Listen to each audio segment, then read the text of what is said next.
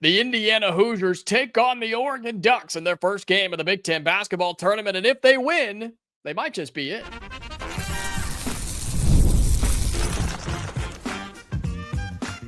You are Locked On Hoosiers, your daily podcast on the Indiana Hoosiers. Part of the Locked On Podcast Network, your team every day. It's Locked On Crossover once again. I'm Jacob Goins, Locked On Hoosiers. He is Spencer McLaughlin of Locked On Ducks. And if this sounds familiar, if you just feel like you saw us and heard us, it's because you did. And we are back, and we love talking a little college hoops. And it's one of the oldest rivalries in the Big Ten. No, I'm just kidding. But we do get part two in the Big Ten tournament, Spencer, as Indiana and Oregon, the Hoosiers and the Ducks, are going to be playing on Thursday afternoon in Indianapolis. And while I'm nervous for the matchup because of how good game one was, it should lead to what is going to be a really, really fun tournament game for part two. You know, Jacob, some people are saying that this is laying a foundation for an on-court rivalry. Twice in 3 games, I tell you what, the sparks are going to be flying, tensions are going to flare, the officials are going to have to get a hold of this game early and often. They're going to have to put a firm grasp onto the conduct of everyone. No, but I think this is a weird spot to be. And you see this in conference tournaments from time to time where you're going, we're playing who? We just played them. Yeah. And how you handle that as a coach is different, right? There's no other time of the year where you play a team this close together. You play a team twice, but not on the heels of your most recent matchup. But I think the stakes for this game, just like the first one, Jacob, are far greater for Indiana than they are for Oregon, who, correct me if I'm wrong, still look like they're going to get into the tournament as, you know, kind of a fringe bubble team, but are solidly in there, which is strange because their coach is going out the door. But hey, Long Beach State last year, their coach was in the same position Mike Woodson's in, where he's on his way out the door, and we all know that.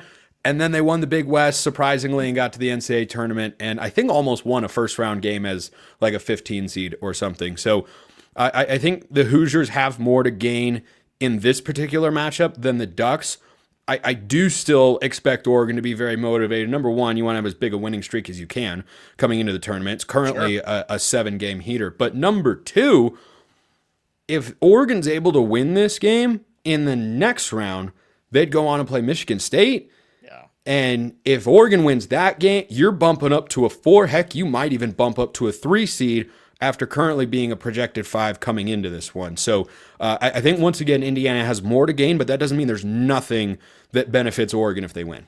Yeah, I mean, as far as we know, right, through the Sunday night bracketologies, depending on where you look, Oregon has been solidly at that 5 spot, and that's a scary spot to be. You know that, and everybody who watches college basketball knows the 5 seed is not where you want to be, especially with just how good college basketball is. But you're absolutely right. I think Indiana, thankfully, we handled business against Ohio State in the finale, which allowed us to be solidified for this Big Ten tournament spot as the 9 seed, taking on Oregon. And look, when you start looking up and down the Big Ten bracket, I like where both of our teams are because we've already beaten Michigan State. We went and beat them at Michigan State. So could we do it again? I don't know, but we were going to do that. First. We had a 14-point lead at the half, but you decided not to. We don't want to do that. Why do that? It's fun, but you wouldn't know that. And so now we get to take on Oregon again, where we had a chance to win, but Indiana did what Indiana does, and we let that dude for Oregon just knock it down from half court. Yeah, it was pretty deep. And you texted me immediately. You said, I knew it was in. I knew it was in. And we did too. But I like the path for both of our teams. And for Indiana, I think we're in the tournament regardless of what happens in the Big Ten tournament. But we can still improve ourselves as an 11 seed and possibly get up to a 10. I think a 9's probably too much unless we just go on to win the whole thing. But this game itself, I just am really excited. Plus for the Big Ten tournament as a whole.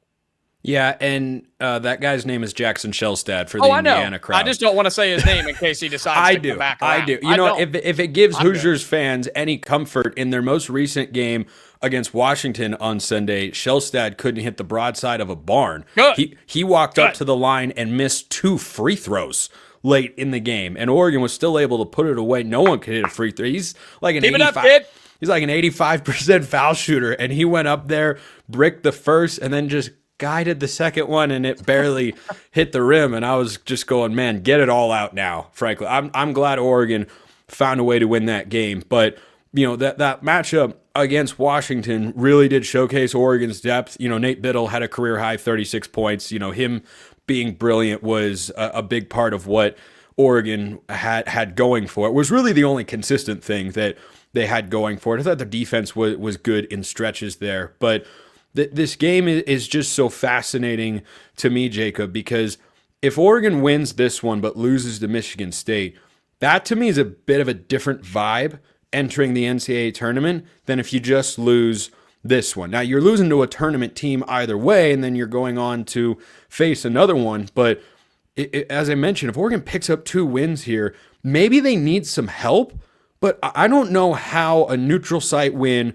against the top seed in the Big Ten who won the regular season championship, I don't know how that doesn't push someone out of being a 4 seed in bracketology. Now, there are a lot of metrics that go into that and how it gets calculated and what matters and whatnot, but Oregon is sitting at 8 quad 1 wins. That's one of the highest totals in all of college basketball. And if they had that road win at Michigan State, which they should have, they'd probably be in the 4 seed spot. But that's what I think is, the biggest thing. I mean, if Oregon goes on an absolute heater, wins 4 straight in 4 days and wins the Big Ten tournament, I bet they're looking at a 3 seed at that point. I'd be hard pressed to see them being anything lower than a 4, and they'd probably be a 3. But I think for Indiana in this spot, they're most likely in the field. I think you win this game against Oregon, and Hoosiers fans can go to sleep on Thursday night knowing, Indiana's getting in the tournament, and there's no bid stealing questions. And Oregon fans, frankly, I'm sure are grateful. I know I am, to not be in that position, because it's where they've been the last couple of years. On the bubble, fighting to get in, last 4 in, first 4 out, next 4 out, all that sort of stuff. It's not fun, man. It's not. It's not. You just want to be in. And that's the good news for Oregon fans is win or lose this game against Indiana or the next one against Michigan State, they're into the tournament. Once you get there, I've seen an 8 seed make a run to the national championship game and an 11 seed go to the Final Four as recently as last year. So I think that's the good news for Oregon when you look big picture at this game. But still, it's one that, I'd love to see Oregon find a way to win. And that's kind of been their MO in the last several weeks. Just find a way, figure it out. The mantra that goes around the program from Dana Altman is sometimes you, sometimes me, always us. They've really lived that this year. Jackson Shellstad and TJ Bama can't score. Nate Bittle's going to score for all of them on Sunday afternoon. That's the way it goes sometimes. But, as we'll get to later, that big man matchup is something I'm going to be watching again, Bittle against Ballo. Yeah, it's going to be really fascinating. And I think you're spot on for Indiana. I mean, we should be in. We absolutely should. If you lose to Oregon, we're probably stressing on Selection Sunday, but still get in. If you beat Oregon, I think you're good. And at that point, it's just gravy, right? And for the Hoosiers, and Mike Woodson scared all the Hoosiers fans saying maybe he's leaving too early. No, that's okay. You go ahead. We'll find a new coach. But winning against Oregon would be awesome. And then having another shot at Michigan State, who is solidly a 2 seed right now in the NCAA tournament, would go a long way for either the Hoosiers or the Ducks. And you mentioned matchups, and that's what this came down to last time. That's what it will come down to this time. We're talking the biggest matchups as Indiana and Oregon meet once again in the Big Ten tournament. That's coming up here on this Locked On Crossover Edition. Today's episode of Locked On Hoosiers is brought to you by TurboTax. This is a message from our sponsor, Intuit TurboTax. Taxes was waiting and wondering and worrying if you were going to get any money back, and then waiting, wondering, and worrying some more. Now, Taxes is matching with a TurboTax expert who can do your taxes as soon as today. An expert who gives your taxes their undivided attention as they work on your return while you get real-time updates on their progress so you can focus on your day. An expert who will find you every deduction possible and file every form, every investment, everything with 100% accuracy, all so you can get the most money back guaranteed. No waiting, no wondering, no worries. Now this is Taxes. Get an expert now on TurboTax.com. Only available with TurboTax Live full service, real-time updates only in the iOS mobile app. See guarantee details at TurboTax.com/guarantees. And we're back here on the Locked On Crossover Edition. It's Ducks and Hoosiers. We meet again in the Big Ten tournament. And you and I both agree there's a lot at stake for this game in terms of who wins, who loses, what it means for the NCAA tournament. But this was an exciting game that came down to the wire just a few days ago, it seems like, when Indiana came out to Eugene for the very first time. And you hear people talk about matchups, Spencer, all the time, but it really did come down to that in this game, whether it be the big men inside or the guards on the outside knocking down shots. It has to be for Indiana, I think, Oumar Ballo and Malik Renew, who played fine but did not play great. Malik Renew was questionable to make that road trip. He was there, played a good game against Washington. Oregon was not so great. But Indiana, it's no secret, man. Half our points in the first matchup came from inside the paint. We have to do that again. And if we can do that, hey, we lost the rebounding battle. We can't do that against Oregon. I'm sorry, we can't. If we can change some of those things, Indiana's going to have a good chance. But my guess is Oregon's going to have a game plan for that. Yeah, and the adjustments between Dane Altman and Mike Woodson are one of the fascinating elements because, as we mentioned earlier, they met so recently, and that was such a tightly contested game. And I think that is something you can choose. Of course, you can choose to do anything, but you can choose to be optimistic if you're an Indiana fan, which is, hey, this was a tight back and forth game really all throughout, and that was on Oregon Senior Day in Eugene. Yep. Now you go to a neutral site. There's not going to be a major crowd advantage, and if anything, it'll be in favor of Indiana, right? Indianapolis, baby. Yeah. So I think that if the Hoosier fans show up, this may feel a bit like a road game, and Oregon just went on the road in a tough crowd against a bad, dead last Washington team and struggled to win. They were the better team for long stretches in that game, but then they just kind of went quiet and the offense disappeared when Nate Bittle wasn't going absolutely bonkers up in Seattle. But, you mentioned earlier the Jackson Shellstad shot, and by the way, I have the text to Jacob to prove it that I did indeed think that shot was going in once he put it up, even though it was, shot from up in Portland. But I think that for Oregon in this spot, they've got to be able, if they're going to hit, 73, 75 points, they've got to be able to get one of their guards going, whether that's TJ Bamba driving to the basket or Jackson Shellstad hitting shots. Keyshawn Barthélemy is always an Energizer Bunny, big shot sort of guy. I mean, he really is big shot Barthélemy. Like, he had, a three-pointer against Washington to end a 5-minute field goal drought, which is Oregon's specialty at times on offense. But, when Shellstad isn't there, it really does need to be Bamba. Barthélemy can give you that scoring in spurts. I don't know if he can sustain it because he's really, really small, but he is a huge part of what Oregon does offensively. But either Bamba's got to get going to the rim or Shellstad has to be able to find his outside shot again.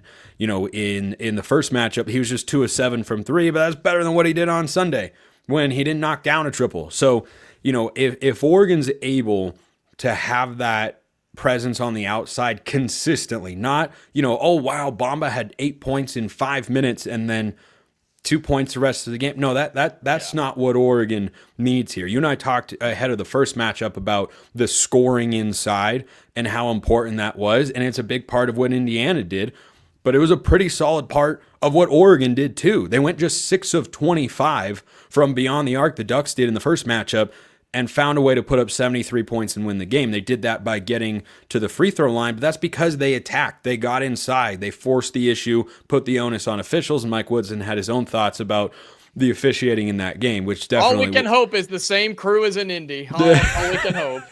I think based on the free throw disparity, that's what Oregon would certainly be hoping for. But, it turns out, when Oregon went to the Big Ten, a question I frequently got on the show, Jacob, was, hey, now that we're in the Big Ten, should Oregon expect to have better officiating, than the Pac-12? And look, the Pac-12 set the bar so low. I mean, so low.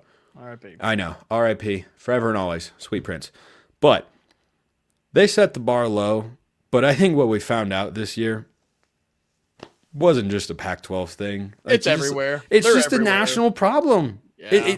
You can find teams and coaches in any conference. Yeah. I challenge you to go and run an anonymous poll of basketball or football coaches who would say overall the officiating in this league is good. SEC, Big Ten, wherever. I don't think you would hit a majority in any league in the country, Jacob. I really don't. You would. And unfortunately, that's a discussion point when you're looking at the matchup like you and I are. Because, yeah, that is a big gap. Now, Indiana shot 25 threes, but Oregon shot 25 threes. Indiana was going inside just as much as Oregon was. Yeah, there were plenty of missed calls that went both ways. I did think Oregon got the benefit of the doubt there, kind of being on their home floor. So I wonder if that flips. 19 of 21 versus 3 of 7. That was the first game. And if that continues again, I mean, good luck to whichever team is on the 3 of 7 side of things at the charity stripe. Yeah, I mean, it has to be somewhat even. And I'm not saying it has to be the exact same in every single game. That's impossible. But what you don't want to see also is it be called, and this frustrates me so bad nowadays in college basketball, and it seems like this is the sport it happens the most, where they officiate the first 20 minutes one way, and then it's like they get the phone call, they have the discussion, whatever the case, they read social media, and they completely flip how they officiate the second half. And it's like, no, because the coaches are going in making adjustments based off how you called the first half, and then you completely change it. And look, we could sit here and debate about officiating all we want to, but it still does come down to who's going to execute their game plan and who's going to make shots. And what's exciting for Indiana is in the game against Oregon, we made 9 threes. That doesn't really happen for us very often. If you haven't noticed, we're a terrible three-point shooting team. We always have been under Mike Woodson. But Trey Galloway was the leading scorer the first time around, and he just had one of his best games of this season. In our finale against Ohio State this past weekend, they're calling it Trey Galloway Day, as he's been here for 18 years. And so Indiana is coming in feeling pretty good about ourselves. The question is, can you score other than the 3-ball? You hit 9 threes, but only scored 64 points on the road. Not going to get it done. But on a neutral site against what I would say is a streaky 3-point shooting team from Oregon, they're dangerous, but they're not always on. We rely on the paint points and the paint touches, and then we get our guards involved. And for the Indiana Hoosiers, man, if we don't turn the ball over and we just get down low and get to the low block, whether it's Ballo, whether it's Renew, whether they play together or just play by themselves, I don't know. We're going to have to wait and see, because it's Mike Woodson and he wakes up and decides what he wants to do that day. But the Hoosiers have the advantage inside. We can't get out rebounded, we can't get out hustled, and we can't get out mad. If we do those things correctly, I think we have a really good chance to win this game. And like we talked about a second ago, improve our NCAA tournament seeding, because we do want to try and make a run in Mike Woodson's last season. And I know Oregon believes they can make a pretty good run too. Yeah, I mean, Oregon can beat anybody in this tournament. They might be able to lose to anybody in this tournament as well. That's fair. But it's kind of one of the things that makes it interesting. By the way, the sun is setting over here. I don't know why I suddenly look like a cherry tomato for those watching on YouTube, but like I look I'm getting... You're real flustered about this game. Yeah, like, yeah, we're on him. Yes, he's worried. He's scared. I am literally taken aback by what I am looking at on camera here. Like, this is so and I promise it is just, I am not that nervous about this game because Oregon season isn't on the line just yet. But I want to go back to the matchup that we highlighted in the first meeting, and that's Nate Bittle and Oumar Ballo. Yep. You know, Ballo had a stretch in the second half where he couldn't be kept off the offensive glass. I think he had 3 offensive rebounds on 1 possession, and he had 4 for the game. And he didn't have a ton of shots, but he was 5 of 7 from the floor going up against Bittle, who had a good game at the defensive end and passing the ball. You know, he was just 3 of 10 from the field. Ballo really frustrated him a bit, and coming off a career-high 36-point Sunday against Washington, I'm interested to see how that matchup plays out because, you know, Ballo is thicker than Nate Bittle, but Bittle is far more skilled than Ballo is and has a more complete, well-rounded offensive game. So I once again see that matchup as the most pivotal one. You know, whoever ends up guarding Jackson Shelstad, yeah, that's important too. But I think those 2 guys are the premier players, and Bittle did enough. You know, he was 8 of 8 at the foul line in the first matchup, and you know, he did a great job defensively with 4 blocks, and he had a season-high 6 assists as well. But is he able to be a more efficient scoring version of himself? When he is, I think that is when Oregon is really at their best. Indiana in Oregon, the first game on Thursday. It's the 9 and the 8 seed in the Big Ten tournament. The winner gets the Big Ten champ, the Michigan State Spartans. He is Spencer McLaughlin of Locked On Ducks. I'm Jacob Goins of Locked On Hoosiers. Today's episode of Locked On Hoosiers is brought to you by Factor. Are you looking to optimize your nutrition this year? Factor makes eating well easy with chef-prepared, dietitian-approved meals that are fresh, never frozen, and ready to heat and eat in just 2 minutes. With 40 options across 8 dietary preferences every single week, you can customize your meals to fit your lifestyle. Whether it's Calorie Smart, which is what I use, Protein Plus, or Keto. Plus, Factor even offers wholesome smoothies, breakfast, and grab-and-go snacks to keep your fueled day going. I love how Factor takes the stress out of meal planning. I recently tried their Protein Plus meals, trying to bulk up a little bit and just feel a little bit better throughout the day. And they were packed with flavor and kept me full throughout the entire workday. The convenience is unbeatable. No prep, no mess, just great food in minutes. Eat smart with Factor. Get started at factormeals.com/lockedoncollege50off and use the code LOCKEDONCOLLEGE50OFF to get 50% off your first box plus free shipping. That's code LOCKEDONCOLLEGE50off at factormeals.com/lockedoncollege50off to get 50% off plus free shipping on your first box with Factor. All right, final segment here on today's episode of Locked On Hoosiers. Again, thank you so much for being here. Really do appreciate you and hope you enjoyed a little preview of Hoosiers and Ducks again. But now we're going to talk a little spring football because Indiana is on the practice field. That's right. Curt Cignetti and the boys have begun practice. They started a couple of days ago back on the 8th and wanted to start talking. Well, let me say this. Wanted to wait until there was something to talk about before we actually dove into this thing. And now that we have a little bit of film, we got some reports. We've heard from Curt Cignetti himself.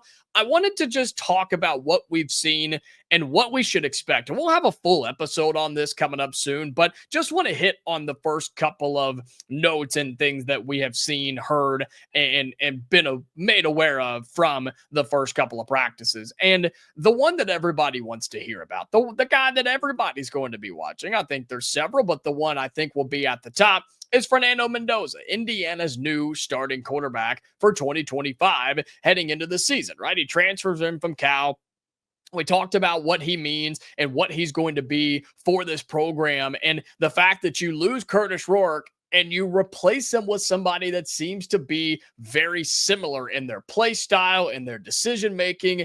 And it sounds like the first little bit of practice has been phenomenal. Sounds like it's been just incredible. I've seen some videos of his delivery. He looks calm. He looks patient. He looks on time and on target. Now, let me jump in before people get upset. I understand this is spring practice. I understand this is not 11 on 11. I understand there is no pressure here. You're not in the stadium. You're not in a game. You have there's nothing here. I 1000% understand and am not taking this and saying he's going to win the Heisman Trophy. All I'm doing is reacting to what we've seen so far, and what we've seen is really, really good. He just looks the part. He looks like a replica, give or take, of what you just had with Kurtis Rourke, which, if you forget, he took us to the college football playoff. So I'm really impressed by what I've seen and what I've heard about Fernando Mendoza, just in terms of his IQ, his study level, his dedication. I think you're going to be impressed by Fernando Mendoza, and I just have this feeling that he's going to be somebody, we've described him as this already, especially with our Big Ten squad guys. Mendoza's not going to blow you away. He's not going to be in New York more than likely for a Heisman Trophy ceremony, but he's not going to lose you games. He's a guy that you can trust. Curt Cignetti can trust him in 3rd and long. You can trust him to check down. You can trust him to change the play at the line based off of what the defense is showing you. That's what you get in a very experienced transfer portal quarterback. So I've heard and seen really good things about Mendoza. Coogan is every bit of what you thought he was going to be as a Power 4 offensive lineman. He is massive. Have you seen some of the pictures and videos of this guy? He is incredibly large. And I say that in the most respectful way possible. He's going to be awesome. He's going to be awesome, and he's going to be like something we've never seen at Indiana on the offensive line. I've been hearing and seeing that the communication is solid there so far. Again, there's not just a ton to go off of for now, but the excitement around the offensive line hasn't gone anywhere, and it's only going to go up as the spring goes on. As we hit that spring portal window, we'll fill the gaps where we need to. And then you're going to hear about some of these guys getting a little bigger, getting a little stronger, getting a little faster, right? And I'm not just talking offensive line. I'm talking across all the positions, right? That's what summer will be about.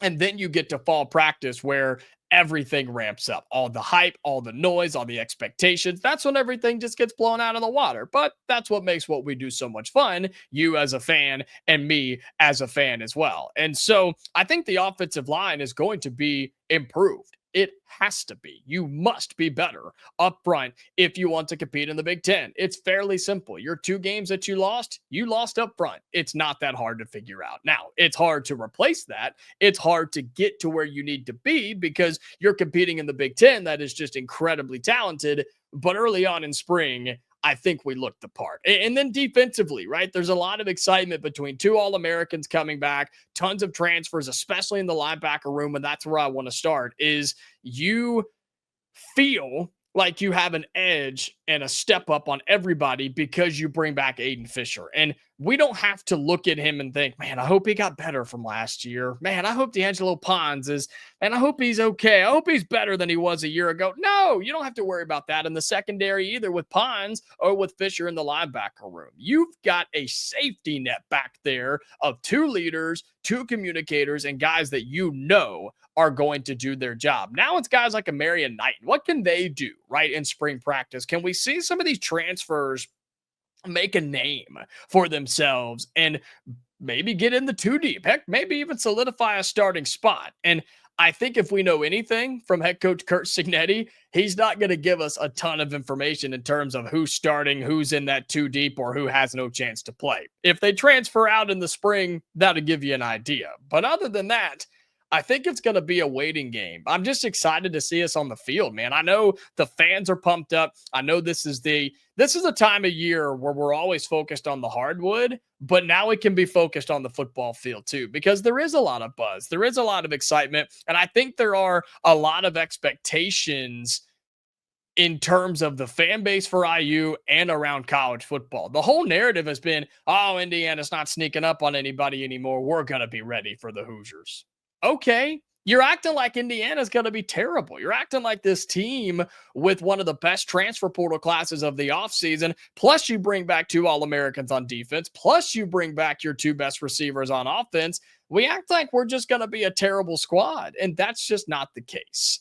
And Curt Cignetti's still our coach with an extension, and he's going to be here for the foreseeable future. So that's what you can expect from spring practice. But the highlight so far has been the offensive line, just the way that it looks, and Fernando Mendoza throwing a beautiful football. I can't wait to see what more comes out of this. We're going to hear some, hopefully get some ideas on rotation at the running back spot, plus see what happens on that defensive line. You're losing some. You got to find a way to make that better. Cannot wait to see what else is in store for Indiana in football spring practice. All right, that's going to do it for today's episode of Locked On Hoosiers, fan. Thank you so much again for being here. Cannot express how much it means for you to be listening, watching, and being a part of this every single day. If you're listening on audio, you know what to do. Follow us, turn on your notifications. I don't want you to miss any bonus episodes, okay? With the NCAA tournament coming up, we're going to have stuff, so you don't want to miss it. Same thing for those of you on YouTube. Like this video, leave your thoughts in the YouTube comments down below, and subscribe to our channel. We are back tomorrow with a special episode once again. Some more crossover here on the channel. You don't want to miss it. We'll have that for you tomorrow right here on Locked On Hoosiers. Until then, Hoosier fans, stay safe, and I'll talk to you later.